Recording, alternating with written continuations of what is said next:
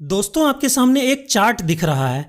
इस चार्ट को अगर आपने समझ लिया, सीख लिया और अच्छे से दिमाग में उतार लिया तो यकीन मानिए आप टेंसेस के मास्टर बन जाओगे और खुद तो क्या दूसरों को भी सिखाओगे।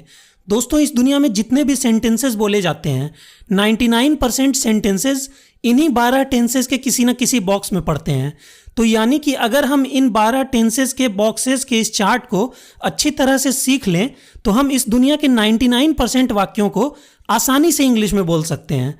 दोस्तों, इस वीडियो में टेंसेस की सारी चीज़ें कवर की गई हैं। कौन कौन से टेंसेस में कौन कौन सी हेल्पिंग वर्ब्स लगेंगी और मेन वर्ब अपने किस फॉर्म में आएगा, नेगेटिव सेंटेंसेस कैसे बनाना है, इंटेरोगेटिव सेंटेंसेस कैसे बनाना है, ये सारी चीज़ें कवर की गई हैं। दोस्तों, इस वीडियो को पूरा देखने के बाद एक बच्चा भी टेंस सीख जाएगा, क्योंकि मैं टेंसेस को एकदम लॉजिक से सिखाने वाला हूँ। शर्त बस इतनी सी है कि इस वीडियो को आपको पूरी देखनी होगी, एकदम अंत तक। तो चलिए वीडियो शुरू करते हैं। दोस्तों, बहुत से लोगों को लगता है कि टाइम को ही टेंस कहा जाता है, मगर यह बात 100% रॉन्ग है। टेंस असल में टाइम और वर्क का कॉम्बिनेशन है। जैसा कि आप चार्ट में भी देख सकते हैं कि एक तरफ टाइम का कॉलम है तो दूसरी तरफ वर्क का रो है। टाइम 3 तरह के होते हैं। पहला प्रेजेंट यानी कि वर्तमान समय, जिसके अंतर्गत ऐसे वाक्य आते हैं जिनके अंत में है, हो या हूं लगा रहता है। जैसे वह दौड़ती है, हम लोग खेल रहे हैं, तुम खा चुके हो, मैं 2 घंटों से पढ़ रहा हूं इत्यादि। आप देख सकते हैं कि ये सभी वाक्य है, हैं, हो या हूं से खत्म हो रहे हैं। ये सभी वर्तमान समय के वाक्य हैं। दूसरा समय होता है पास्ट यानी कि भूतकाल यानी कि बीता हुआ समय, जिसके अंतर्गत ऐसे वाक्य आते हैं जिनके अंत में सामान्यतः था, थे, थी इत्यादि लगा रहता है। जैसे वह दौड़ती थी, हम लोग खेल रहे थे, तुम खा चुके थे, मैं 2 घंटों से पढ़ रहा था इत्यादि। और तीसरा समय होता है फ्यूचर यानी कि भविष्यकाल यानी कि आने वाला समय, जिसके अंतर्गत ऐसे वाक्य आते हैं जिनके अंत में गा, गे, गी इत्यादि लगा रहता है। जैसे वह दौड़ेगी, हम लोग खेल रहे होंगे, तुम खा चुके होगे, मैं 6 बजे से पढ़ रहा होऊंगा इत्यादि। चलिए, ये तो हो गई टाइम की बात। आइए अब हम वर्क को समझते हैं कि टेंसेस की भाषा में वर्क कितने टाइप्स के होते हैं। जैसा कि आप चार्ट में देख सकते हैं कि वर्क टोटल 4 तरह के होते हैं। पहला इंडेफिनिट, दूसरा कॉन्टिन्यूअस, तीसरा परफेक्ट और चौथा परफेक्ट कॉन्टिन्यूअस। वैसे तो वर्क मेनली 2 ही तरह के होते हैं, कॉन्टिन्यूअस और परफेक्ट। इन्हीं दोनों वर्क से 2 और तरह के वर्क निकलते हैं, इंडेफिनिट और परफेक्ट कॉन्टिन्यूअस। तो अगर आप पहले कॉन्टिन्यूअस और परफेक्ट को समझ जाते हैं तो इंडेफिनिट और परफेक्ट कॉन्टिन्यूअस को आप बहुत ही आसानी से समझ जाएंगे। तो सबसे पहले हम कॉन्टिन्यूअस को समझते हैं। दोस्तों, कॉन्टिन्यूअस का मतलब होता है जारी। इसीलिए कॉन्टिन्यूअस वर्क में ऐसे वाक्य आते हैं जिनमें काम प्रेजेंट में कॉन्टिन्यू मीन्स जारी है यानी कि हो रहा है, या पास्ट में यानी कि बीते हुए समय में कॉन्टिन्यू था यानी कि हो रहा था, या फिर फ्यूचर में यानी कि आने वाले समय में कॉन्टिन्यू रहेगा यानी कि हो रहा होगा।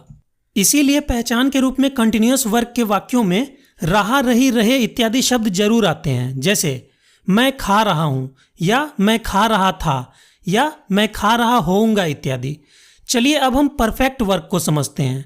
दोस्तों, परफेक्ट का मतलब होता है पूर्ण यानी कि कंप्लीट। इसीलिए परफेक्ट वर्क में ऐसे वाक्य आते हैं जिनमें काम प्रेजेंट में यानी कि वर्तमान समय में परफेक्ट यानी कि पूरा हो चुका है, या पास्ट में यानी कि बीते हुए समय में परफेक्ट यानी कि पूरा हो चुका था, या फिर फ्यूचर में यानी कि भविष्य में परफेक्ट यानी कि पूरा हो चुका होगा। पहचान के रूप में परफेक्ट वर्क के वाक्यों में सामान्यतः चुका, चुकी, चुके इत्यादि शब्द आते हैं। जैसे मैं खा चुका हूं, या मैं खा चुका था, या मैं खा चुका रहूंगा इत्यादि। दोस्तों, इन 2 तरह के वर्क कॉन्टिन्यूअस और परफेक्ट से हमें 2 और तरह के वर्क मिलते हैं। पहला जो दोनों ही हो, परफेक्ट भी और कॉन्टिन्यूअस भी यानी कि परफेक्ट कॉन्टिन्यूअस, और दूसरा जो दोनों ही ना हो, ना तो परफेक्ट और ना ही कंटिन्यूअस। इस तरह के वर्क को हम इंडेफिनिट कहते हैं। दोस्तों, इन दोनों में से आइए सबसे पहले हम परफेक्ट कॉन्टिन्यूअस वर्क को अच्छी तरह समझते हैं। दोस्तों, परफेक्ट कॉन्टिन्यूअस ऐसा क्यों कहा गया? क्योंकि इसके अंतर्गत ऐसे वाक्य आते हैं जो थोड़े से पूरे यानी कि थोड़े से परफेक्ट हो चुके हैं और अभी भी जारी यानी कि कंटिन्यू है। ऐसा कैसे हो सकता है, इसको समझिए। जैसे मैं आपसे कहूं मैं पढ़ रहा हूं, तो ये काम सिर्फ कंटिन्यू है यानी कि जारी है। इससे ये पता नहीं चलता कि पढ़ने का काम कुछ पूरा हुआ भी है कि नहीं। लेकिन अगर मैं आपसे कहूं कि मैं 2 बजे से पढ़ रहा हूँ या मैं 3 घंटों से पढ़ रहा हूँ, तो हमें ये तो पता चलता ही है कि पढ़ने का काम अभी भी जारी है, यानी कि कंटिन्यू है। साथ ही साथ हमें ये भी पता चलता है कि पढ़ने का काम कुछ पूरा भी हो गया है। और ये हमें कैसे पता चलता है? उस समय यानी कि टाइम से जो वाक्य में दिया गया है, जैसे 2 बजे से या 3 घंटों से, क्योंकि इतने समय से या इतने समय में हमने काम का कुछ भी हिस्सा तो परफेक्ट यानी कि पूरा कर ही लिया होगा, चाहे वो समय कितना भी छोटा क्यों ना हो।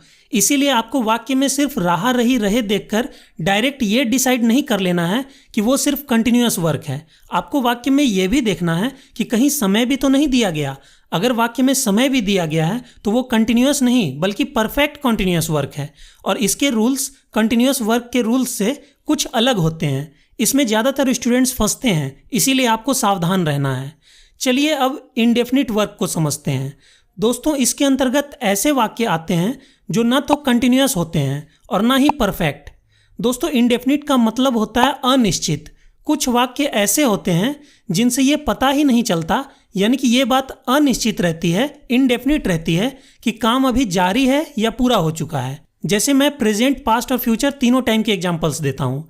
मैं पढ़ता हूँ या मैं पढ़ता था या मैं पढ़ूंगा। इन वाक्यों को देखने से ये पता ही नहीं चलता, यानी कि ये बात इनडेफिनिट है कि काम कंटिन्यू है, था या रहेगा, या फिर काम परफेक्ट हो चुका है, था या रहेगा। इसीलिए ऐसे वाक्यों को इंडेफिनिट टेंस में होना समझा जाता है। तो इस तरह से अभी तक आपने देखा कि टेंसेस कुल 3 तरह के time, present, past and future, और 4 तरह के वर्क, इंडेफिनिट, कॉन्टिन्यूअस, परफेक्ट और परफेक्ट कॉन्टिन्यूअस से मिलकर बनता है। जैसा कि मैंने पहले बताया था कि टेंस टाइम और वर्क का कॉम्बिनेशन है। इस तरह हमें कुल 12 तरह के टेंसेस मिलते हैं, 3 चौके 12, जो कि 12 बॉक्सेस में इस चार्ट में नजर आ रहे हैं। दोस्तों, जैसा कि मैंने पहले बताया कि इस दुनिया में जितने भी सेंटेंसेस बोले जाते हैं, 99% सेंटेंसेस इन्हीं 12 टेंसेस के किसी न किसी बॉक्स में पड़ते हैं। तो अगर हम इन 12 टेंसेस के बॉक्सेस को अच्छी तरह से सीख लें तो हम इस दुनिया के 99% वाक्यों को आसानी से इंग्लिश में बोल सकते हैं। दोस्तों, इन सभी बॉक्सेस को एक एक करके एनालाइज करने से पहले आप जान लें कि किसी भी सेंटेंस का इंग्लिश में स्ट्रक्चर कैसा होता है। दोस्तों, किसी भी सेंटेंस का इंग्लिश में एक बेसिक स्ट्रक्चर होता है, subject plus helping verb plus main verb plus object. जैसा कि आप जानते ही होंगे कि सब्जेक्ट वो होता है जो काम कर रहा होता है, ऑब्जेक्ट वो होता है जिस पर वो काम हो रहा होता है, और वर्ब वो होता है जो काम हो रहा होता है। जैसे वह किताबें पढ़ रहा है, ही इज़ रीडिंग बुक्स। यहाँ किताबों को पढ़ने का काम कौन कर रहा है? वह। इसीलिए वह यानी कि ही यहाँ सब्जेक्ट है। पढ़ने का काम किस चीज़ पर हो रहा है, यानी कि किस चीज़ को पढ़ा जा रहा है? किताबों को। इसीलिए किताबें यानी कि बुक्स यहाँ ऑब्जेक्ट है, और काम क्या हो रहा है? पढ़ने का। इसीलिए रीडिंग यहाँ वर्ब है। दोस्तों, वर्ब्स भी 2 तरह के होते हैं। पहला मेन वर्ब यानी कि मुख्य क्रिया, जो मेन काम को दिखाता है, जैसे eat, drink, play, run, read etcetera. और दोस्तों, इनके 5 फॉर्म्स होते हैं जिन्हें V1, V2, V3, V4 और V5 से इंडिकेट किया जाता है। जैसे वर्ब ईट की 5 फॉर्म्स होती हैं, eat, ate, eaten, eating, eats. और दोस्तों, दूसरे तरह के वर्ब्स होते हैं हेल्पिंग वर्ब्स, जो मेन वर्ब की हेल्प करते हैं टेंसेस दिखाने में। इसके अंतर्गत do, does, did, is, am, are, was, were, has, have, had, shall, will जैसे वर्ड्स आते हैं। दोस्तों, हेल्पिंग वर्ब्स को हमेशा मेन वर्ब के पहले रखा जाता है। इसीलिए इंग्लिश में हमारा बेसिक सेंटेंस स्ट्रक्चर होता है subject plus helping verb plus main verb plus object. दोस्तों, ये एक बेसिक स्ट्रक्चर है। मैं बेसिक क्यों कह रहा हूँ? क्योंकि कुछ सेंटेंसेस ऐसे हो सकते हैं जिनमें ऑब्जेक्ट ना हो, कुछ सेंटेंसेस ऐसे हो सकते हैं जिनमें हेल्पिंग वर्ब ना हो, और कुछ सेंटेंसेस ऐसे भी हो सकते हैं जिनमें ना तो हेल्पिंग वर्ब हो और ना ही ऑब्जेक्ट। लेकिन किसी भी सेंटेंस में सब्जेक्ट और मेन वर्ब का होना एकदम जरूरी है, वरना वो सेंटेंस ही नहीं कहलाएगा। इन बातों को मैं आपको कुछ एग्जाम्पल्स की मदद से समझाता हूँ। जैसे शी इज़ कुकिंग फूड, वह खाना पका रही है। यहाँ subject, helping verb, main verb और ऑब्जेक्ट सभी हैं। दूसरा एग्जाम्पल देखिए, शी इज़ स्लीपिंग, वह सो रही है। यहाँ ऑब्जेक्ट नहीं है, सिर्फ सब्जेक्ट, हेल्पिंग वर्ब और मेन वर्ब है। अगला एग्जाम्पल देखिए, शी प्लेज फुटबॉल, वह फुटबॉल खेलती है। यहाँ सब्जेक्ट, मेन वर्ब और ऑब्जेक्ट तो हैं, लेकिन हेल्पिंग वर्ब नहीं है। अब एक लास्ट एग्जाम्पल देखिए, शी रन्स, वह दौड़ती है। यहाँ ना तो कोई हेल्पिंग वर्ब है और ना ही कोई ऑब्जेक्ट, सिर्फ सब्जेक्ट है और मेन वर्ब है। लेकिन दोस्तों बोलचाल में ज़्यादातर सेंटेंसेस ऐसे होते हैं जिनमें सब्जेक्ट, ऑब्जेक्ट, हेल्पिंग वर्ब और मेन वर्ब सभी होते हैं। इसीलिए इंग्लिश में किसी भी सेंटेंस का एक बेसिक स्ट्रक्चर माना जाता है subject plus helping verb plus main verb plus object. दोस्तों सब्जेक्ट और ऑब्जेक्ट में हमें कोई परेशानी नहीं होती। वाक्य का जो सब्जेक्ट और ऑब्जेक्ट होगा उसे हम इंग्लिश में लिख देंगे। ये टेंसेस के अनुसार नहीं बदलते हैं। स्टूडेंट्स को परेशानी होती है हेल्पिंग वर्ब और मेन वर्ब में कि किस टेंस में कौन सी हेल्पिंग वर्ब आएगी और मेन वर्ब अपने किस फॉर्म में आएगा, क्योंकि ये टेंसेस के अनुसार बदल जाते हैं। इसी बात को हम इस टेंस चार्ट में सीखेंगे। तो आइए अब हम एक एक करके इन सभी बॉक्सेस को एनालाइज करते हैं और इन सभी 12 तरह के टेंसेस को एक एक करके सीखते हैं। सबसे पहले हम बात करते हैं प्रेजेंट टाइम के इनडेफिनिट वर्क की, यानी कि इस वाले बॉक्स की। चूंकि ये प्रेजेंट टाइम का इनडेफिनिट वर्क है इसीलिए हम इसे प्रेजेंट इंडेफिनिट टेंस कहते हैं। इसके अंतर्गत ऐसे वाक्य आते हैं जो प्रेजेंट में इनडेफिनिट हैं, यानी कि जिनसे ये पता ही नहीं चलता कि काम अभी कंटिन्यू है या परफेक्ट हो चुका है। बस स्वभावतः या सामान्यतः हुआ काम होता है, हमें बस इतना पता रहता है। जैसे मैं फुटबॉल खेलता हूँ, वह गाना गाती है, तुम चाय पीते हो इत्यादि। पहचान के रूप में वाक्यों के अंत में ता है, ती है, ते हैं, ता हूँ, ती हूँ या ते हो लगा रहता है। दोस्तों प्रेजेंट इंडेफिनिट टेंस में हम वर्ब की फर्स्ट फॉर्म यूज़ करते हैं। सिर्फ आपको ये बात ध्यान रखनी है कि अगर हमारा सब्जेक्ट ही, शी, इट या कोई भी सिंगुलर नाउन है तो वर्ब के साथ एस या ईएस लग जाता है। दोस्तों इस टेंस के अफर्मेटिव सेंटेंसेस में तो कोई हेल्पिंग वर्ब भी नहीं लगती। दोस्तों अफर्मेटिव सेंटेंसेस सकारात्मक वाक्यों को बोला जाता है जिनमें नहीं शब्द नहीं आता है, जैसे वह पढ़ता है, वह सोता है। नेगेटिव सेंटेंसेस नकारात्मक वाक्यों को बोला जाता है जिनमें नहीं शब्द जरूर आता है, जैसे वह नहीं पढ़ता है, वह नहीं सोता है। और इंटेरोगेटिव सेंटेंसेस प्रश्नवाचक वाक्यों को बोला जाता है जिनमें कोई प्रश्न पूछा गया होता है, जैसे क्या वह पढ़ता है, क्या वह सोता है इत्यादि। दोस्तों इंटेरोगेटिव सेंटेंसेस के अंत में एक क्वेश्चन मार्क जरूर लगाना होता है, इस बात का आप ध्यान रखिएगा। तो दोस्तों प्रेजेंट इंडेफिनिट टेंस के अफर्मेटिव सेंटेंसेस में किसी भी तरह के हेल्पिंग वर्ब का प्रयोग नहीं किया जाता, लेकिन इस टेंस के नेगेटिव और इंटेरोगेटिव सेंटेंसेस में हेल्पिंग वर्ब्स डू या डज का प्रयोग जरूर होता है। डज का प्रयोग ही, शी, इट या एनी सिंगुलर नाउन के साथ होता है और बाकी सभी सब्जेक्ट्स के साथ डू का प्रयोग होता है। एग्जाम्पल्स देखिए, मैं किताबें पढ़ता हूँ, सब्जेक्ट यहाँ मैं है, मैं के लिए आई का प्रयोग होगा। चूंकि ये प्रेजेंट इंडेफिनिट का अफर्मेटिव सेंटेंस है तो यहाँ कोई भी हेल्पिंग वर्ब नहीं लगेगी। मेन वर्ब है पढ़ता हूँ, इसके लिए रीड का प्रयोग होगा। और हमारा ऑब्जेक्ट है किताबें, जिसके लिए बुक्स का प्रयोग होगा। तो हमारा सेंटेंस हो गया आई रीड बुक्स। दूसरा एग्जाम्पल देखिए, मैं किताबें नहीं पढ़ता हूँ। ये प्रेजेंट इंडेफिनिट का एक नेगेटिव सेंटेंस है क्योंकि इसमें नहीं शब्द लगा हुआ है, इसीलिए इसमें तो हेल्पिंग वर्ब का प्रयोग जरूर होगा। चूंकि हमारा सब्जेक्ट है मैं यानी कि आई, इसीलिए हेल्पिंग वर्ब के रूप में डू का प्रयोग होगा। अगर हमारा सब्जेक्ट ही, शी, इट या कोई भी सिंगुलर नाउन होता तब हम डज का प्रयोग करते हैं, जैसा कि मैं आपको पहले भी बता चुका हूँ। नहीं शब्द के लिए नॉट का प्रयोग होगा, इसीलिए हमारा सेंटेंस हो जाएगा I do not read books. Not का प्रयोग हेल्पिंग वर्ब और मेन वर्ब के बीच में होता है। दोस्तों अब बहुत से बच्चे यहीं पर गलती करते हैं। वो सोचते हैं कि जैसे मैं किताबें पढ़ता हूँ, इसकी इंग्लिश होती है आई रीड बुक्स, इसीलिए मैं किताबें नहीं पढ़ता हूँ, इसकी इंग्लिश हो जाएगी आई नॉट रीड बुक्स। उन्हें लगता है कि नहीं शब्द के लिए सिर्फ हमें नॉट ही तो लगाना है। दोस्तों ये एक बहुत बड़ी मिस्टेक है और यही तो आपको टेंसेज में सीखना है।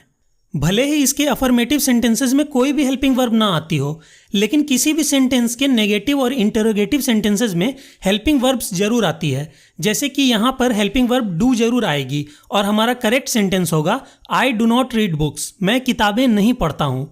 अगला एग्जाम्पल देखिए, क्या तुम किताबें पढ़ते हो। ये प्रेजेंट इंडेफिनिट का एक इंटरोगेटिव सेंटेंस है क्योंकि इसमें एक प्रश्न पूछा गया है, इसीलिए इसमें भी हेल्पिंग वर्ब जरूर लगेगी। चूंकि हमारा सब्जेक्ट तुम है यानी कि यू, इसीलिए हेल्पिंग वर्ब के रूप में यहाँ भी डू का प्रयोग होगा।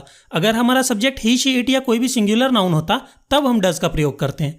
दोस्तों इंटरोगेटिव सेंटेंसेस बनाने के लिए हम हेल्पिंग वर्ब को सब्जेक्ट के आगे रख देते हैं, इसीलिए हमारा सेंटेंस हो जाएगा do you read books.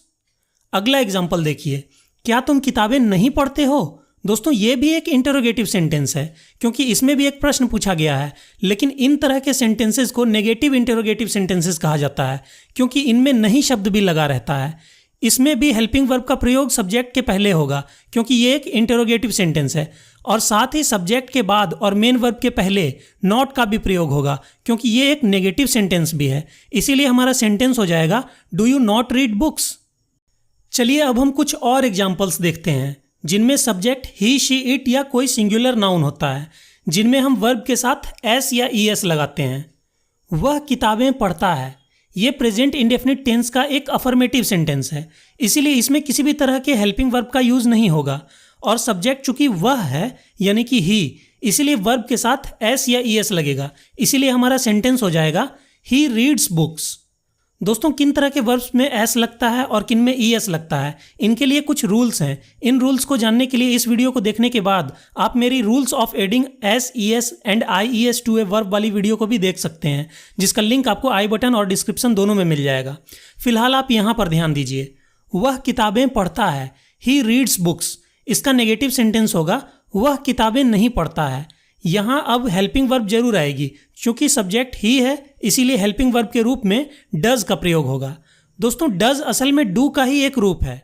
Subject के ही, शी, इट या कोई भी सिंगुलर नाउन रहने पर वर्ब डू में जब ईएस लग जाता है तब वह डज बन जाता है। इसीलिए हमारा सेंटेंस हो जाएगा he does not read books. ध्यान दीजिए कि यहाँ सब्जेक्ट के ही रहने पर भी रीड के साथ एस या ईएस नहीं लगा है, क्योंकि एस या ईएस तो अपना प्रभाव डू में लगकर उसे डज बनाकर तो दिखा ही चुका है। इसीलिए अब हमें रीड के साथ एस या ईएस लगाने की जरूरत नहीं है। दोस्तों, आप हमेशा ध्यान रखिएगा कि सब्जेक्ट का प्रभाव हमेशा अपने सबसे नज़दीक या पहले आने वाले वर्ब पर ही पड़ता है, चाहे वो हेल्पिंग वर्ब हो या मेन वर्ब। अगला एग्जाम्पल देखिए। क्या वह किताबें पढ़ता है? चूंकि ये एक इंटेरोगेटिव सेंटेंस है, इसीलिए हेल्पिंग वर्ब पहले आ जाएगी और हमारा सेंटेंस हो जाएगा डज ही रीड बुक्स। ध्यान दीजिए कि यहाँ भी सब्जेक्ट ही रहने पर भी रीड के साथ हमने एस या ईएस का यूज़ नहीं किया है, क्योंकि एस या ईएस का यूज़ तो पहले ही हमने हेल्पिंग वर्ब डू में करके उसे डज में बदल ही दिया है। अगला एग्जाम्पल देखिए। क्या वह किताबें नहीं पढ़ता है? ये एक नेगेटिव इंटरोगेटिव सेंटेंस है, इसीलिए इसकी इंग्लिश हो जाएगी does he not read books. तो दोस्तों, ये था प्रेजेंट इंडेफिनिट टेंस। उम्मीद है इसे आप समझ गए होंगे। अब हम बढ़ते हैं अगले बॉक्स की तरफ, जिसमें पास्ट टाइम का इंडेफिनिट वर्क आता है। इसे हम पास्ट इंडेफिनिट टेंस कहते हैं। इसके अंतर्गत ऐसे वाक्य आते हैं जो पास्ट में इंडेफिनिट थे, यानी कि जिनसे ये पता नहीं चलता कि काम पास्ट में कंटिन्यू था या परफेक्ट हो चुका था। बस स्वभावतः या सामान्यतः वह काम होता था या हुआ, हमें बस इतना पता रहता है। जैसे मैं फुटबॉल खेलता था, वह गाना गाती थी, तुम चाय पीते थे, इत्यादि। हालांकि पास्ट इंडेफिनिट टेंस के ज़्यादातर वाक्य इस तरह के होते हैं। वह बाजार गया और सब्जी ले आया, उसने मेरी बहुत सहायता की, वे लोग आगरा गए, मुझे यह फिल्म अच्छी नहीं लगी।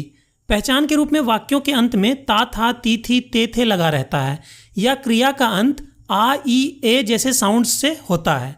दोस्तों, पास्ट इंडेफिनिट टेंस में हम वर्ब की सेकेंड फॉर्म का यूज़ करते हैं। और आप ये बात हमेशा याद रखें कि केवल पास्ट इंडेफिनिट टेंस ही एक ऐसा टेंस है जिसमें वर्ब की सेकेंड फॉर्म यानी कि V2 का प्रयोग होता है।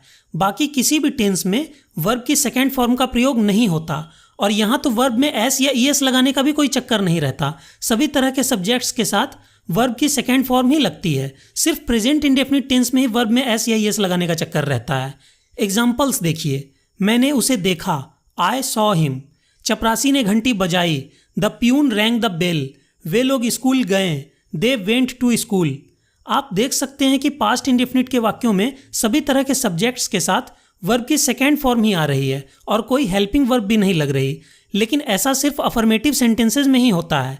इसके नेगेटिव और इंटेरोगेटिव सेंटेंसेज में हेल्पिंग वर्ब डिड का प्रयोग जरूर होगा, और डिड चूंकि डू का ही सेकेंड फॉर्म है, इसीलिए सब्जेक्ट के साथ डिड के रूप में वर्ब की सेकेंड फॉर्म तो यूज हो ही जाएगी। इसीलिए अब मेन वर्ब अपने सेकेंड फॉर्म में नहीं रहेगा, बल्कि वो अपने बेस फॉर्म यानी कि फर्स्ट फॉर्म में वापस आ जाएगा। ये बहुत ध्यान देने वाली बात है। इसे एग्जाम्पल्स के माध्यम से समझिए। जैसे तुमने उसे देखा, यू सॉ हिम। ये पास्ट इंडेफिनिट का एक अफर्मेटिव सेंटेंस है, इसीलिए हेल्पिंग वर्ब का प्रयोग नहीं हुआ। इसका नेगेटिव सेंटेंस होगा तुमने उसे नहीं देखा। इसकी इंग्लिश होगी you did not see him.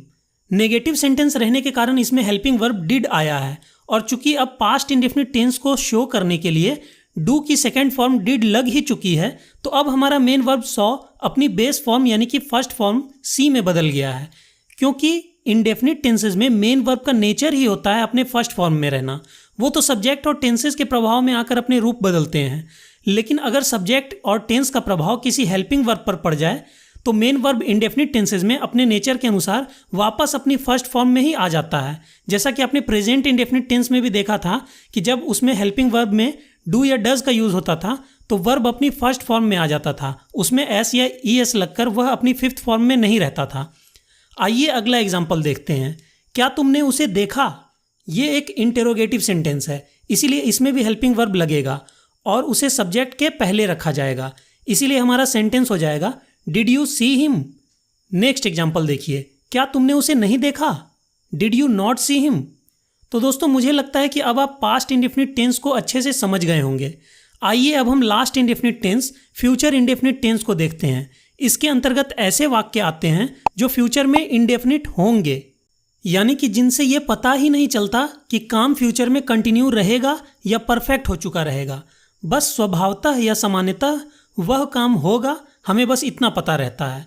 जैसे मैं फुटबॉल खेलूंगा, वह गाना गाएगी, तुम चाय पियोगे इत्यादि। पहचान के रूप में क्रिया के अंत में गागेगी इत्यादि लगा रहता है। दोस्तों आपने प्रेजेंट इंडेफिनिट और पास्ट इंडेफिनिट टेंसेज के अफर्मेटिव सेंटेंसेज में देखा था कि उनमें हेल्पिंग वर्ब्स का प्रयोग नहीं होता था, सिर्फ उनके नेगेटिव और इंटरोगेटिव सेंटेंसेज में ही हेल्पिंग वर्ब्स का प्रयोग होता था। मगर फ्यूचर इंडेफिनिट टेंस के सभी तरह के सेंटेंसेज में, चाहे वो अफर्मेटिव हो, नेगेटिव हो या इंटेरोगेटिव हो, सभी में हेल्पिंग वर्ब का प्रयोग जरूर होता है। वास्तव में सिर्फ प्रेजेंट इंडेफिनिट और पास्ट इंडेफिनिट टेंसेस के अफर्मेटिव सेंटेंसेस को छोड़कर बाकी सभी तरह के टेंसेस के अफर्मेटिव सेंटेंसेस में भी हेल्पिंग वर्ब्स का प्रयोग जरूर होता है। यानी कि अब मैं आगे जो भी टेंसेस आपको सिखाऊंगा उन सभी में, सभी तरह के सेंटेंसेस में मेन वर्ब के पहले हेल्पिंग वर्ब भी जरूर आएगा। फिलहाल हम फ्यूचर इंडेफिनिट टेंस को देखते हैं। इनमें हेल्पिंग वर्ब के रूप में फ्यूचर टेंस को दिखाने के लिए शैल या विल का प्रयोग होता है। आई और वी के साथ शैल का यूज होता है और बाकी सभी सब्जेक्ट्स के साथ विल का यूज होता है। हालांकि मॉडर्न इंग्लिश में अब सभी तरह के सब्जेक्ट्स के साथ विल ही लगा दिया जाता है, लेकिन फिर भी फॉर्मल इंग्लिश में अभी भी आई और वी के साथ शैल का यूज होता है। दोस्तों यहाँ पर आप एक बात समझिए और नोट कीजिए कि शैल या विल हेल्पिंग वर्ब का प्रयोग फ्यूचर टेंस को दिखाने के लिए किया जाता है। इसलिए फ्यूचर का कोई भी टेंस हो, चाहे वो फ्यूचर इंडेफिनिट हो या फ्यूचर कंटिन्यूअस हो या फ्यूचर परफेक्ट हो या फिर फ्यूचर परफेक्ट कंटिन्यूअस हो, इन सभी टेंसेज में फ्यूचर टेंस को दिखाने के लिए हेल्पिंग वर्ब में शैल या विल का प्रयोग जरूर होगा। जैसा कि आप इन सभी बॉक्सेज में भी देख सकते हैं कि इन सभी बॉक्सेज में हेल्पिंग वर्ब में शैल या विल जरूर आया है। फिलहाल आप फ्यूचर के इंडेफिनिट टेंस पर ध्यान दीजिए। फ्यूचर टेंस को दिखाने के लिए यहाँ हेल्पिंग वर्ब शैल या विल का प्रयोग होगा और चूंकि ये एक इंडेफिनिट टेंस है इसीलिए अब आप खुद ब खुद बता सकते हैं कि यहाँ वर्ब की कौन सी फॉर्म आएगी। जी हाँ, यहाँ वर्ब की फर्स्ट फॉर्म आएगी, क्योंकि सब्जेक्ट और टेंस का प्रभाव तो हेल्पिंग वर्ब पर पड़ ही जाएगा। इसीलिए इंडेफिनिट टेंस में वर्ब अपने नेचर के अनुसार अपने फर्स्ट फॉर्म में रहना चाहेगा, इसलिए फ्यूचर इंडेफिनिट टेंस में मेन वर्ब अपने फर्स्ट फॉर्म में होता है। अब एग्जाम्पल्स देखिए। मैं स्कूल जाऊँगा, आई शैल गो टू स्कूल। हम लोग स्कूल जाएंगे, we shall go to school. यहाँ हमने आई और वी के साथ शैल का यूज़ किया है, बाकी सभी सब्जेक्ट्स के साथ विल का यूज़ होगा। जैसे तुम स्कूल जाओगे, you will go to school. वह पानी पिएगी, शी विल ड्रिंक वाटर। वे लोग क्रिकेट खेलेंगे, दे विल प्ले क्रिकेट। अब एक नेगेटिव सेंटेंस देखिए। तुम क्रिकेट नहीं खेलोगे, you will not play cricket. अगला सेंटेंस देखिए। क्या तुम स्कूल जाओगे? दोस्तों ये एक इंटरोगेटिव सेंटेंस है, इसीलिए हम हेल्पिंग वर्ब को सब्जेक्ट के आगे ले आएंगे। इसीलिए हमारा सेंटेंस हो जाएगा will you go to school. अगला सेंटेंस देखिए। क्या तुम स्कूल नहीं जाओगे? Will you not go to school. तो दोस्तों ये था हमारा फ्यूचर इंडेफिनिट टेंस। आपने अब सभी तरह के इंडेफिनिट टेंसेस को सीख लिया है। आइए अब हम कंटिन्यूअस टेंसेस को सीखते हैं और इसमें सबसे पहले प्रेजेंट के कंटिन्यूअस टेंस को सीखते हैं। दोस्तों इस टेंस के अंतर्गत ऐसे वाक्य आते हैं जो प्रेजेंट में कंटिन्यू हैं, यानी कि जो वर्तमान समय में जारी हैं, यानी कि हो रहे हैं। जैसे मैं फुटबॉल खेल रहा हूँ, वह गाना गा रही है, तुम चाय पी रहे हो इत्यादि। पहचान के रूप में वाक्यों के अंत में रहा हूँ, रही हूँ, रहे हो, रहा है, रही है, रहे हैं इत्यादि लगा रहता है। दोस्तों प्रेजेंट कॉन्टिन्यूअस टेंस में हम प्रेजेंट टेंस को दिखाने के लिए हेल्पिंग वर्ब के रूप में इज एम आर का प्रयोग करते हैं और कंटिन्यूअस टेंस को दिखाने के लिए मेन वर्ब की आईएनजी फॉर्म यानी कि वर्ब की फोर्थ फॉर्म का प्रयोग करते हैं। दोस्तों वर्ब की आईएनजी फॉर्म किसी भी काम के जारी रहने को दर्शाता है, इसीलिए इसका प्रयोग होता ही है कंटिन्यूटी दिखाने के लिए। इसीलिए आप इन बॉक्सेस में भी गौर कर सकते हैं कि कंटिन्यूअस का कोई भी टेंस हो, चाहे वो प्रेजेंट कंटिन्यूअस हो या पास्ट कंटिन्यूअस हो या फ्यूचर कंटिन्यूअस हो, सभी में मेन वर्ब के रूप में वर्ब की आईएनजी फॉर्म का प्रयोग जरूर हुआ है। यहाँ तक कि गौर कीजिए कि परफेक्ट कॉन्टिन्यूअस के भी सभी टेंसेज में मेन वर्ब के रूप में वर्ब की आईएनजी फॉर्म का ही यूज़ किया गया है, क्योंकि आखिरकार ये सब भी तो एक तरह के कॉन्टिन्यूअस टेंसेज ही हैं। तो आपको याद रखना है कि किसी भी टेंस में कंटिन्यूअस शब्द आने का मतलब ही है मेन वर्ब के रूप में वर्ब की आईएनजी फॉर्म का आना। फिलहाल आप प्रेजेंट कॉन्टिन्यूअस टेंस पर ध्यान दीजिए। यहाँ कंटिन्यूटी को दिखाने के लिए मेन वर्ब में वर्ब की आईएनजी फॉर्म आएगी और प्रेजेंट टेंस को दिखाने के लिए हेल्पिंग वर्ब में इज, एम या आर का यूज़ होगा। दोस्तों एम का यूज़ सिर्फ आई के साथ होता है, इज का प्रयोग सिंगुलर नंबर वाले सब्जेक्ट्स यानी कि एक वचन के साथ होता है, और आर का प्रयोग प्लूरल नंबर वाले सब्जेक्ट्स यानी कि बहुवचन के साथ होता है, और यू के साथ प्रेजेंट कॉन्टिन्यूअस टेंस में हमेशा आर का ही यूज़ होता है। एग्जाम्पल्स देखिए, मैं किताबें पढ़ रहा हूँ, आई एम रीडिंग बुक्स। तुम किताबें पढ़ रहे हो, यू आर रीडिंग बुक्स। वह किताबें पढ़ रहा है, ही इज़ रीडिंग बुक्स। वे लोग किताबें पढ़ रहे हैं, दे आर रीडिंग बुक्स। अगले एग्जाम्पल्स देखिए, वह किताबें नहीं पढ़ रहा है, he is not reading books. क्या वह किताबें पढ़ रहा है, इज़ ही रीडिंग बुक्स। क्या वह किताबें नहीं पढ़ रहा है, is he not reading books. यहाँ इंटेरोगेटिव सेंटेंसेज रहने के कारण हेल्पिंग वर्ब को सब्जेक्ट के आगे कर दिया गया है। चलिए अब हम बढ़ते हैं अपने अगले बॉक्स की तरफ, जो है पास्ट का कॉन्टिन्यूअस टेंस। दोस्तों पास्ट कॉन्टिन्यूअस टेंस के अंतर्गत ऐसे वाक्य आते हैं जो पास्ट में कंटिन्यू थे, यानी कि बीते हुए समय में जारी थे, यानी कि हो रहे थे। जैसे मैं फुटबॉल खेल रहा था, वह गाना गा रही थी, तुम चाय पी रहे थे इत्यादि। पहचान के रूप में वाक्यों के अंत में रहा था, रही थी, रहे थे इत्यादि लगा रहता है। दोस्तों यहाँ कंटिन्यूअस टेंस रहने के कारण मेन वर्ब में तो वर्ब की आईएनजी फॉर्म ही लगेगी, लेकिन चूंकि ये पास्ट का कंटिन्यूअस टेंस है, इसीलिए यहाँ हेल्पिंग वर्ब के रूप में इज, एम, आर की जगह पर इसके पास्ट फॉर्म वाज या वर का प्रयोग होगा। सिंगुलर सब्जेक्ट के साथ वाज का प्रयोग होता है और प्लूरल सब्जेक्ट के साथ वर का, लेकिन यू के साथ पास्ट कॉन्टिन्यूअस टेंस में हमेशा वर का ही प्रयोग होता है। एग्जाम्पल्स देखिए, वह फुटबॉल खेल रहा था, ही वॉज प्लेइंग फुटबॉल। मैं बाजार जा रहा था, I was going to market. वे लोग नाच रहे थे, दे वर डांसिंग। अगले एग्जाम्पल्स देखिए, वह बाजार नहीं जा रहा था, he was not going to market. क्या वह बाजार जा रहा था, was he going to market. क्या वह बाजार नहीं जा रहा था, was he not going to market. तो दोस्तों ये था पास्ट कॉन्टिन्यूअस टेंस। चलिए अब हम लास्ट कॉन्टिन्यूअस टेंस, फ्यूचर के continuous tense, future continuous tense को देखते हैं। दोस्तों इसके अंतर्गत ऐसे वाक्य आते हैं जो फ्यूचर में कंटिन्यू रहेंगे, यानी कि आने वाले समय में जारी रहेंगे, मतलब भविष्य में हो रहे होंगे। जैसे मैं किताबें पढ़ रहा होऊंगा, वह फुटबॉल खेल रहा होगा, तुम गाना गा रहे होगे इत्यादि। पहचान के रूप में वाक्यों के अंत में रहा होऊंगा, रही होंगी, रहा होगा, रही होगी, रहे होंगे इत्यादि लगा रहता है। दोस्तों फ्यूचर टेंस के कारण यहाँ हेल्पिंग वर्ब में शैल या विल का यूज़ होगा, और कॉन्टिन्यूअस टेंस रहने के कारण मेन वर्ब में वर्ब की आईएनजी फॉर्म का यूज़ होगा। लेकिन हमें यहाँ एक बात एकदम ध्यान रखनी है कि फ्यूचर कॉन्टिन्यूअस टेंस में हमें मेन वर्ब के पहले एक और हेल्पिंग वर्ब बी को भी लगाना होता है। ये बात एकदम दिमाग में बैठा लीजिए। अधिकतर स्टूडेंट्स इसमें गलती करते हैं, वो बी लगाना भूल जाते हैं। और दोस्तों फ्यूचर कॉन्टिन्यूअस ही एकमात्र ऐसा टेंस है जिसमें हेल्पिंग वर्ब बी का प्रयोग अपने बेस फॉर्म में होता है। एग्जाम्पल्स देखिए, वह खाना बना रही होगी, she will be cooking food. वह खाना नहीं बना रही होगी, she will not be cooking food. दोस्तों जब किसी सेंटेंस में दो हेल्पिंग वर्ब्स होते हैं तो उसका नेगेटिव बनाने के लिए हम नॉट को दोनों हेल्पिंग वर्ब्स के बीच में लगाते हैं, जैसा कि हमने यहाँ विल और बी के बीच में नॉट लगाया है। नेक्स्ट एग्जाम्पल देखिए, क्या तुम कल 10 बजे सो रहे होगे, will you B sleeping at 10 PM tomorrow. क्या तुम कल 10 बजे नहीं सो रहे होगे, will you not be sleeping at 10 PM tomorrow. दोस्तों जब भी किसी सेंटेंस में एक से ज़्यादा हेल्पिंग वर्ब्स होते हैं तब हम इंटेरोगेटिव सेंटेंसेस बनाने के लिए सिर्फ एक पहले आने वाले हेल्पिंग वर्ब जो सब्जेक्ट के पास में रहता है सिर्फ उसे ही सब्जेक्ट के आगे रखते हैं। जैसा कि आप लास्ट के इन दोनों एग्जाम्पल्स में देख सकते हैं, सिर्फ विल को ही के आगे रखा गया है, बी को नहीं। तो दोस्तों सभी तरह के कॉन्टिन्यूअस टेंसेस को हमने समझ लिया। आइए अब हम परफेक्ट टेंसेस को समझते हैं। सबसे पहले हम प्रेजेंट के परफेक्ट टेंस को समझते हैं। दोस्तों इसके अंतर्गत ऐसे वाक्य आते हैं जो प्रेजेंट में परफेक्ट हो चुके हैं, यानी कि जो काम वर्तमान समय में पूरे हो चुके हैं। जैसे मैं फुटबॉल खेल चुका हूँ, वह गाना गा चुकी है, तुम चाय पी चुके हो इत्यादि।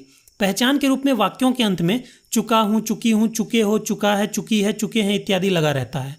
दोस्तों इस टेंस में मेन वर्ब के रूप में वर्ब की थर्ड फॉर्म का यूज होता है और हेल्पिंग वर्ब के रूप में हैज़ या हैव का यूज होता है। ही, शी, इट या एनी सिंगुलर नाउन के साथ हैज़ का यूज होगा और बाकी सभी सब्जेक्ट्स के साथ हैव का यूज होगा।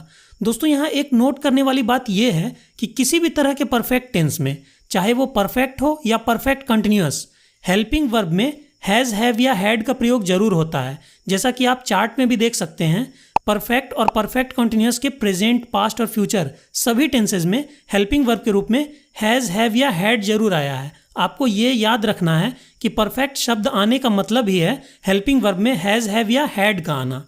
अब दूसरी बात नोट कीजिए कि नॉर्मल परफेक्ट टेंसेज में, चाहे वो प्रेजेंट परफेक्ट हो, पास्ट परफेक्ट हो या फिर फ्यूचर परफेक्ट टेंस हो, इन सभी में मेन वर्ब की थर्ड फॉर्म का प्रयोग जरूर होता है। लेकिन ऐसा परफेक्ट कॉन्टिन्यूअस टेंसेज में नहीं होता। परफेक्ट होने के कारण यहाँ हेल्पिंग वर्ब में तो हैज़, हैव या हैड का यूज होता है, लेकिन कंटिन्यूअस रहने के कारण मेन वर्ब में यहाँ वर्ब की आईएनजी फॉर्म लग जाती है।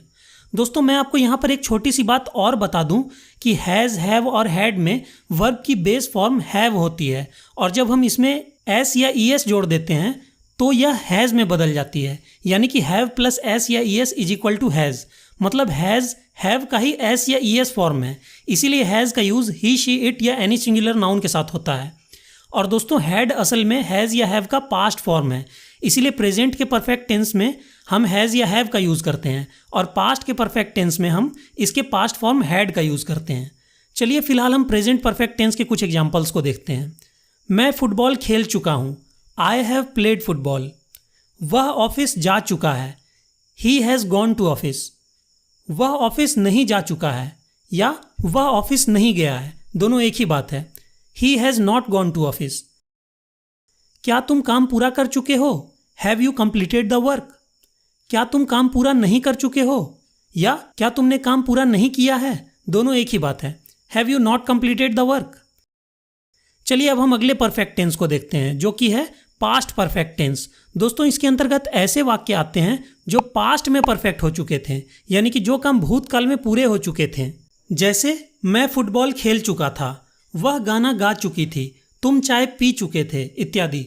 पहचान के रूप में वाक्यों के अंत में चुका था, चुकी थी, चुके थे इत्यादि लगा रहता है। चूंकि परफेक्ट टेंस है इसीलिए मेन वर्ब में वर्ब की थर्ड फॉर्म का यूज होगा और चूंकि पास्ट का परफेक्ट टेंस है इसलिए हेल्पिंग वर्ब में पास्ट टेंस को शो करने के लिए हैज़ या हैव का पास्ट फॉर्म हैड का प्रयोग होगा सभी तरह के सब्जेक्ट्स के साथ। एग्जाम्पल्स देखिए। मैं फुटबॉल खेल चुका था, आई हैड प्लेड फुटबॉल। वह ऑफिस जा चुका था, he had gone to office. वह ऑफिस नहीं जा चुका था या वह ऑफिस नहीं गया था, दोनों एक ही बात है। He had not gone to office. क्या तुम काम पूरा कर चुके थे, had you completed the work. क्या तुम काम पूरा नहीं कर चुके थे या क्या तुमने काम पूरा नहीं किया था, दोनों एक ही बात है। Had you not completed the work. चलिए अब हम last perfect tense future perfect tense को समझते हैं। दोस्तों इसके अंतर्गत ऐसे वाक्य आते हैं जो फ्यूचर में परफेक्ट हो चुके होंगे, यानी कि जो काम भविष्य में पूरे हो चुके होंगे। जैसे मैं फुटबॉल खेल चुका होऊंगा, वह ऑफिस जा चुका होगा, तुम कल इस समय तक आगरा पहुंच चुके होगे, वे लोग रविवार तक काम पूरा कर चुके होंगे इत्यादि। पहचान के रूप में वाक्यों के अंत में चुका होऊंगा, चुकी होंगी, चुका होगा, चुकी होगी, चुके होंगे इत्यादि लगा रहता है। चूंकि ये परफेक्ट टेंस है तो मेन वर्ब में वर्ब की थर्ड फॉर्म ही लगेगी, साथ ही हेल्पिंग वर्ब में हैव का भी यूज होगा। लेकिन चूंकि ये एक फ्यूचर टेंस भी है इसीलिए फ्यूचर टेंस को दिखाने के लिए हेल्पिंग वर्ब में शैल या विल का भी यूज होगा। दोस्तों यहाँ पर एक ध्यान देने वाली बात यह है कि इस टेंस में चाहे कोई भी सब्जेक्ट हो, हेल्पिंग वर्ब हैव अपने बेस फॉर्म हैव में ही रहेगा। सब्जेक्ट के ही, शी, इट या कोई भी सिंगुलर नाउन रहने पर भी वो हैज़ में नहीं बदलेगा, क्योंकि सब्जेक्ट और टेंस का प्रभाव तो इसके पहले आने वाले हेल्पिंग वर्ब शैल या विल पर पड़ ही जाएगा। इसीलिए हैव पर अब सब्जेक्ट का प्रभाव नहीं पड़ेगा, इसलिए सब्जेक्ट के अनुसार हैव अपने फॉर्म को चेंज नहीं करेगा। वो इस टेंस में सभी तरह के सब्जेक्ट्स के साथ अपने बेस फॉर्म हैव के ही रूप में आएगा। चलिए कुछ एग्जाम्पल्स देखते हैं। मैं फुटबॉल खेल चुका रहूँगा, I shall have played football. वह ऑफिस जा चुका रहेगा, he will have gone to office. दोस्तों आप यहाँ देख सकते हैं कि सब्जेक्ट के ही रहने पर भी यहाँ हमने इसके साथ हैज़ का यूज़ नहीं किया बल्कि हैव का यूज़ किया है, क्योंकि ही का इफेक्ट तो पहले आने वाले हेल्पिंग वर्ब विल पर पड़ ही चुका है। अगले एग्जाम्पल्स देखिए। वह ऑफिस नहीं जा चुका रहेगा, जिसे हम इस तरह भी कह सकते हैं वह ऑफिस नहीं गया रहेगा। He will not have gone to office. क्या तुम काम पूरा कर चुके रहोगे? Will you have completed the work. क्या तुम काम पूरा नहीं किए रहोगे? Will you not have completed the work. तो दोस्तों सभी तरह के परफेक्ट टेंसेस को हमने समझ लिया। आइए अब हम तीनों तरह के परफेक्ट कॉन्टिन्यूअस टेंसेस को समझते हैं। दोस्तों जैसा कि इस वीडियो में मैं आपको पहले भी इसके बारे में बता चुका हूं कि ये है तो एक तरह का कॉन्टिन्यूअस टेंस ही, यानी कि इसमें हमें ये पता रहता है कि काम जारी है, यानी कि अभी हो रहा है, लेकिन साथ ही साथ हमें ये भी पता रहता है कि काम का कुछ हिस्सा पूरा भी हो चुका है, यानी कि कुछ हिस्सा परफेक्ट भी हो चुका है, क्योंकि हमें यहाँ समय के बारे में भी बताया गया रहता है कि काम कुछ समय से चालू है। जैसे मैं 2 घंटों से पढ़ रहा हूँ, वह 4 बजे से सो रहा था, हम लोग 3 दिनों से काम कर रहे हैं। दोस्तों इन तरह के सेंटेंसेस में चूंकि समय का भी जिक्र है कि काम इतने समय से चालू है, जैसे 2 घंटों से या 4 बजे से या 3 दिनों से, इसीलिए ये तो पक्का है कि इतने समय में काम का कुछ भी हिस्सा तो जरूर पूरा हुआ होगा, यानी कि परफेक्ट हुआ होगा। अब चूंकि काम का कुछ हिस्सा कुछ समय में परफेक्ट भी हो चुका है और काम अभी भी कंटिन्यू है, इसीलिए इसे हम परफेक्ट कॉन्टिन्यूअस टेंस कहते हैं। दोस्तों परफेक्ट कॉन्टिन्यूअस टेंसेज हिंदी में आसान दिखते हैं, लेकिन इंग्लिश में इसे बनाना थोड़ा कॉम्प्लेक्स है। ये सिंपल कॉन्टिन्यूअस टेंसेज नहीं है, इस बात का हमेशा ध्यान रखिएगा। बहुत से स्टूडेंट्स इसमें गलती करते हैं क्योंकि इसका स्ट्रक्चर सिंपल कॉन्टिन्यूअस टेंसेज के स्ट्रक्चर से थोड़ा अलग होता है, लेकिन अगर आप लॉजिक के साथ इसे समझिएगा तो इसे बहुत ही आसानी से समझ जाइएगा। दोस्तों परफेक्ट कॉन्टिन्यूअस टेंसेज में कैसी मेन वर्ब आएगी और कौन सी हेल्पिंग वर्ब जरूर आएगी, ये आप खुद भी ट्रेस कर सकते हैं अगर आप लॉजिक लगाकर देखें तो। देखिए चूंकि ये एक तरह का कॉन्टिन्यूअस टेंस ही है, इसीलिए मेन वर्ब में तो वर्ब की आईएनजी फॉर्म ही आएगी, ये बात तो पक्की है, जैसा कि आपने कॉन्टिन्यूअस टेंसेज में देखा था। और चूंकि ये एक तरह का परफेक्ट टेंस भी है, इसीलिए हेल्पिंग वर्ब में हैज़, हैव या हैड का भी आना पक्का है, जैसा कि आपने परफेक्ट टेंसेज में देखा था। इसके प्रेजेंट टेंस में हैज़ या हैव का यूज़ हो जाएगा। इसके पास्ट टेंस में पास्ट टेंस को शो करने के लिए हैज़ या हैव अपने पास्ट फॉर्म हैड में बदल जाएगा। और इसके फ्यूचर टेंस में हम फ्यूचर टेंस को दिखाने के लिए शैल या विल का यूज़ कर लेंगे और इसके बाद हैव लगाएंगे। यहाँ तक तो बात एकदम क्लियर है। अब एक बहुत ही महत्वपूर्ण बात पर ध्यान दीजिए और इसे अच्छे से समझिए। दोस्तों हेल्पिंग वर्ब्स हैज़, हैव या हैड का नेचर होता है कि वो अपने बाद आने वाले वर्ब को हमेशा उसकी थर्ड फॉर्म में रखना चाहते हैं, जैसा कि आपने तीनों तरह के परफेक्ट टेंसेज में भी देखा था कि हैज़, हैव या हैड के बाद वर्ब की थर्ड फॉर्म आती थी। लेकिन यहाँ तो एक तरह का कॉन्टिन्यूअस टेंस होने के कारण मेन वर्ब में वर्ब की आईएनजी फॉर्म का लगना पहले ही तय हो चुका है, तो अब हैज़, हैव, हैड क्या करे? तो दोस्तों हैज़, हैव या हैड अपने बाद और मेन वर्ब के पहले एक और हेल्पिंग वर्ब को यूज़ कर लेते हैं जो कि वर्ब बी की थर्ड फॉर्म होती है, और वो है बीन। बीन वर्ब बी की थर्ड फॉर्म है, इसीलिए परफेक्ट कॉन्टिन्यूअस टेंसेज के सभी तरह के टेंसेज में हेल्पिंग वर्ब बीन का प्रयोग जरूर होता है। चलिए अब ये बात भी आपको समझ में आ गई कि वर्ब बीन इन सभी में क्यों लगा है। आइए अब परफेक्ट कॉन्टिन्यूअस टेंसेज में एक आखिरी बात को समझते हैं, जिससे कि आपको इसका पूरा स्ट्रक्चर 100% क्लियर हो जाएगा। दोस्तों चूंकि परफेक्ट कॉन्टिन्यूअस टेंसेज में समय का भी जिक्र होता है, इसीलिए उस समय को दिखाने के लिए हम वाक्य के इंग्लिश ट्रांसलेशन में सेंटेंस के अंत में उस टाइम या टाइम इंटरवल यानी कि उस समय या समय अंतराल का जिक्र कर देते हैं। जैसे 2 बजे से के लिए हम सिंस 2 o'clock का यूज़ करेंगे और 2 घंटों से के लिए हम फॉर 2 hours का यूज़ करेंगे। दोस्तों यहाँ पर गौर कीजिए कि से शब्द के लिए हमने पहले वाले एग्जाम्पल में सिंस का यूज़ किया है, तो दूसरे वाले एग्जाम्पल में फॉर का। अब इसका फंडा समझिए। देखिए वाक्यों में समय 2 तरह से दिया हो सकता है। पहला तरीका एक फिक्स टाइम दिया हो, जैसे 2 बजे से, सुबह से, सोमवार से, साल 2020 से इत्यादि। यहाँ हमें पता चलता है कि काम एग्जैक्टली किस समय से चालू है। ऐसे कंडीशन में सिंस का यूज़ होता है। दूसरा तरीका ये हो सकता है कि एक फिक्स टाइम ना बताकर एक टाइम इंटरवल यानी कि समय अंतराल बताया गया हो कि काम कितनी देर से चालू है, जैसे 2 घंटों से, 4 दिनों से या 3 सालों से। यहाँ एक फिक्स टाइम नहीं दिया गया रहता। जैसे अगर हम कहें 2 घंटों से, तो हो सकता है कि 1 बजे से 3 बजे तक की बात हो रही हो, या 2 बजे से 4 बजे तक की बात हो रही हो, या फिर 6 बजे से 8 बजे तक की बात हो रही हो, क्योंकि इन सभी के बीच में 2 घंटों का ही समय अंतराल है। ऐसे कंडीशन में हम सिंस का नहीं बल्कि फॉर का यूज़ करते हैं।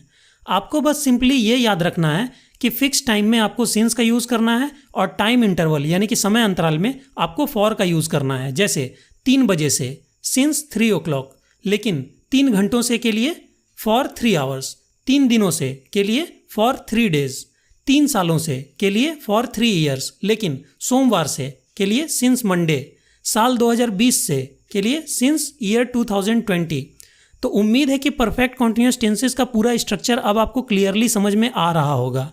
चलिए अब हम इसके तीनों tenses, present perfect continuous tense, past perfect continuous tense और फ्यूचर परफेक्ट कॉन्टिन्यूअस टेंस को एक एक करके अच्छे से समझ लेते हैं और हमारा टेंसेस पूरी तरह से कंप्लीट हो जाएगा। सबसे पहले हम प्रेजेंट के परफेक्ट कॉन्टिन्यूअस टेंस को देखते हैं। जैसा कि अब आप जानते हैं कि इसके अंतर्गत ऐसे वाक्य आते हैं जो प्रेजेंट में यानी कि वर्तमान में किसी समय से या कुछ समय से जारी हैं। जैसे मैं 6 बजे से किताबें पढ़ रहा हूँ, वह 2 घंटों से फुटबॉल खेल रहा है, वह सोमवार से स्कूल जा रही है, तुम 4 दिनों से ऑफिस जा रहे हो, इत्यादि। दोस्तों, चूंकि इसमें एक तरह का प्रेजेंट का परफेक्ट टेंस है, इसीलिए हेल्पिंग वर्ब के रूप में हमने हैज़ या हैव का यूज़ किया है और उसके बाद वर्ब की थर्ड फॉर्म यूज़ करनी होगी तो हमने एक और हेल्पिंग वर्ब बीन का यूज़ कर लिया है जो कि वर्ब बी की थर्ड फॉर्म है। अब चूंकि ये एक तरह का कंटिन्यूअस टेंस भी है, इसीलिए हमने आगे मेन वर्ब में वर्ब की आईएनजी फॉर्म का यूज़ किया है। उसके बाद हम सिंस या फॉर लगाकर टाइम का जिक्र कर देंगे। एग्जाम्पल्स देखिए, मैं 5 बजे से फुटबॉल खेल रहा हूँ, I have been playing football since 5 o'clock। दोस्तों, यहाँ एक फिक्स टाइम दिया गया है 5 बजे से, इसीलिए हमने यहाँ शब्द से के लिए सिंस का यूज़ किया है। और दोस्तों 99% स्टूडेंट्स इसे इस तरह से बनाने की गलती करते हैं, मैं 5 बजे से फुटबॉल खेल रहा हूँ, I am playing football since 5 o'clock, जो कि पूरी तरह से गलत है। आपको ये हमेशा ध्यान रखना है कि ऐसे सेंटेंसेस नॉर्मल कॉन्टिन्यूअस टेंसेस के नहीं बल्कि परफेक्ट कॉन्टिन्यूअस टेंसेस के होते हैं। इसीलिए इनको नॉर्मल कॉन्टिन्यूअस टेंसेस की रूल्स की मदद से नहीं बल्कि परफेक्ट कॉन्टिन्यूअस टेंसेस की रूल्स की मदद से बनाना होगा, जैसा कि अभी हमने बनाया है। मैं 5 बजे से फुटबॉल खेल रहा हूँ, I have been playing football since 5 o'clock। Next example देखिए, वह 5 दिनों से ऑफिस नहीं जा रहा है, he has not been going to office for 5 days। दोस्तों, यहाँ हैज़ का यूज़ हुआ है क्योंकि हमारा सब्जेक्ट ही है, और दोस्तों यहाँ हमने सिंस के बजाय फॉर का यूज़ किया है क्योंकि यहाँ एक फिक्स टाइम नहीं दिया गया है बल्कि एक टाइम इंटरवल दिया गया है 5 दिनों से, फॉर 5 days। नेक्स्ट एग्जाम्पल देखिए, क्या तुम रविवार से काम कर रहे हो, have you been working since Sunday. क्या तुम 2 घंटों से वीडियो गेम नहीं खेल रहे हो, have you not been playing video game for 2 hours। चलिए अब हम पास्ट के परफेक्ट कॉन्टिन्यूअस टेंस को देखते हैं। जैसा कि आप जानते हैं कि इसके अंतर्गत ऐसे सेंटेंसेस आते हैं जो पास्ट में यानी कि भूतकाल में किसी समय से या कुछ समय से जारी थे। जैसे मैं 2 घंटों से फुटबॉल खेल रहा था, वह सोमवार से स्कूल जा रही थी, इत्यादि। दोस्तों, यहाँ भी सेंटेंस का स्ट्रक्चर वही रहेगा जो प्रेजेंट परफेक्ट कॉन्टिन्यूअस यानी कि ऊपर वाले बॉक्स में था। सिर्फ पास्ट टेंस को शो करने के लिए हेल्पिंग वर्ब हैज़ या हैव अपने पास्ट फॉर्म हैड में बदल जाएगा। एग्जाम्पल्स देखिए, मैं 5 बजे से फुटबॉल खेल रहा था, I had been playing football since 5 o'clock। वह 5 दिनों से ऑफिस नहीं जा रहा था, he had not been going to office for 5 days। क्या तुम रविवार से काम कर रहे थे, had you been working since Sunday. क्या तुम 2 घंटों से वीडियो गेम नहीं खेल रहे थे, had you not been playing video game for 2 hours। चलिए अब हम last tense future perfect continuous tense को देखते हैं। हालांकि इस टेंस के वाक्य रेयरली ही यूज किए जाते हैं, लेकिन फिर भी इसे सीख लेते हैं। दोस्तों, इसके अंतर्गत ऐसे वाक्य आते हैं जो फ्यूचर यानी कि भविष्य में किसी समय से या कुछ देर से हो रहे होंगे। जैसे मैं कल 5 बजे से फुटबॉल खेल रहा होऊंगा, क्या तुम रविवार से काम कर रहे होगे, इत्यादि। दोस्तों, इस टेंस के भी वाक्यों का सेंटेंस स्ट्रक्चर वही होगा, बस फ्यूचर टेंस को इंडिकेट करने के लिए हम एक और हेल्पिंग वर्ब शैल या विल का यूज़ कर लेंगे। इस बॉक्स में जगह की कमी रहने के कारण मैंने सिर्फ विल लिखा है। अब चूंकि सब्जेक्ट और टेंस का इफेक्ट तो शैल या विल पर पड़ ही गया, इसीलिए हैज़ हैव हैड सिर्फ अपने बेस फॉर्म हैव में ही रहेगा। एग्जाम्पल्स देखिए, मैं 5 बजे से फुटबॉल खेल रहा होऊंगा। आप इसे इस तरह से बनाएंगे, I shall have been playing football from 5 o'clock। दोस्तों, आप यहाँ सिंस के बजाय फ्रॉम का यूज़ देखकर चौंक गए होंगे। तो अब मैं आपको एक और लास्ट इंपॉर्टेंट चीज़ बतला दूं कि मॉडर्न इंग्लिश में फ्यूचर परफेक्ट कॉन्टिन्यूअस टेंस में, सिर्फ फ्यूचर परफेक्ट कॉन्टिन्यूअस टेंस में सिंस का यूज़ नहीं होता। इस टेंस में फिक्स टाइम को दिखाने के लिए सिंस के बदले फ्रॉम का यूज होता है, लेकिन फॉर के लिए ऐसी कोई बात नहीं है। टाइम इंटरवल को दिखाने के लिए इस टेंस में भी फॉर का ही यूज होता है। नेक्स्ट एग्जाम्पल देखिए, वह 5 दिनों से ऑफिस नहीं जा रहा होगा। He will not have been going to office for 5 days। क्या तुम रविवार से काम कर रहे होगे? Will you have been working from Sunday. क्या तुम 2 घंटों से वीडियो गेम नहीं खेल रहे होगे? Will you not have been playing video game for 2 hours। तो दोस्तों, अब आप सभी 12 तरह के टेंसेस को सीख चुके हैं। आप इस टेंस चार्ट की एक स्क्रीनशॉट ले लीजिए और इसे दिमाग में बिठा लीजिए। उम्मीद है ये वीडियो आपको पसंद आई होगी। आपको ये वीडियो कैसी लगी मुझे कमेंट करके जरूर बताएं। अगर अच्छी लगी हो तो इस वीडियो को लाइक करना बिल्कुल ना भूलें और उन लोगों तक ज़्यादा से ज़्यादा शेयर करें जो इंग्लिश सीखना चाहते हो। और अगर आप इंग्लिश हाईवे चैनल पर नए हैं तो आने वाले वीडियो लेक्चर्स के नोटिफिकेशंस पाने के लिए इस चैनल को अभी सब्सक्राइब करके बेल आइकन को दबाकर ऑल नोटिफिकेशंस को जरूर ऑन कर लें। तो guys, see you in the next video lecture. तब तक के लिए गुड बाय।